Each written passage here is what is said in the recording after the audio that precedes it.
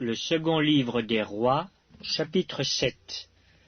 Élisée dit, « Écoutez la parole de l'Éternel. Ainsi parle l'Éternel. Demain, à 7 heures, on aura 1 mesure de fleur de farine pour 1 sicle et 2 mesures d'orge pour 1 sicle à la porte de Samarie. » L'officier, sur la main duquel s'appuyait le roi, répondit à l'homme de Dieu, « Quand l'Éternel ferait des fenêtres au ciel, pareille chose arriverait-elle » Et Élisée dit, « Tu le verras de tes yeux, mais tu n'en mangeras point. » Il y avait à l'entrée de la porte 4 lépreux qui se dirent l'un à l'autre, « Quoi? Resterons-nous ici jusqu'à ce que nous mourions? Si nous songeons à entrer dans la ville, la famine est dans la ville, et nous y mourrons. Et si nous restons ici, nous mourrons également.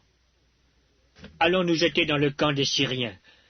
Et s'ils nous laissent vivre, nous vivrons. Et s'ils nous font mourir, nous mourrons. » Ils partirent donc au crépuscule pour se rendre au camp des Syriens. Et lorsqu'ils furent arrivés à l'entrée du camp des Syriens, voici, il n'y avait personne.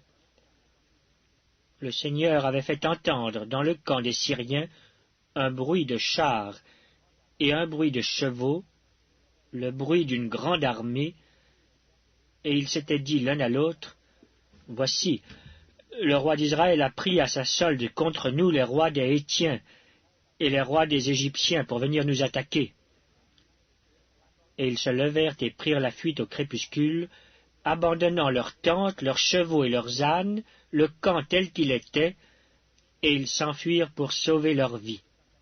Les lépreux, étant arrivés à l'entrée du camp, pénétrèrent dans une tente, mangèrent et burent, et en emportèrent de l'argent, de l'or et des vêtements qu'ils allèrent cacher.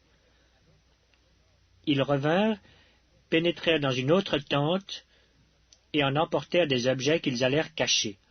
Puis ils se dirent l'un à l'autre, « Nous n'agissons pas bien. Cette journée est une journée de bonnes nouvelles. Si nous gardons le silence, et si nous attendons jusqu'à la lumière du matin, le châtiment nous atteindra. Venez maintenant, et allons informer la maison du roi. » Ils partirent, et ils appelèrent les gardes de la porte de la ville, auxquels ils firent ce rapport.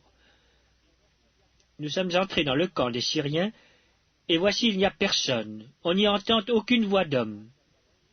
Il n'y a que des chevaux attachés et des ânes attachés, et les tentes comme elles étaient. » Les gardes de la porte crièrent, et ils transmirent ce rapport à l'intérieur de la maison du roi.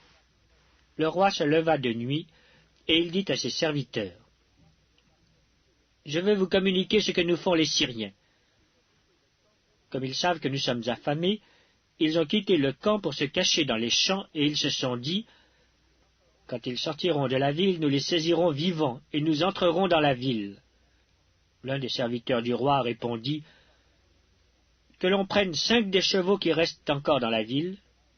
Ils sont comme toute la multitude d'Israël qui est restée.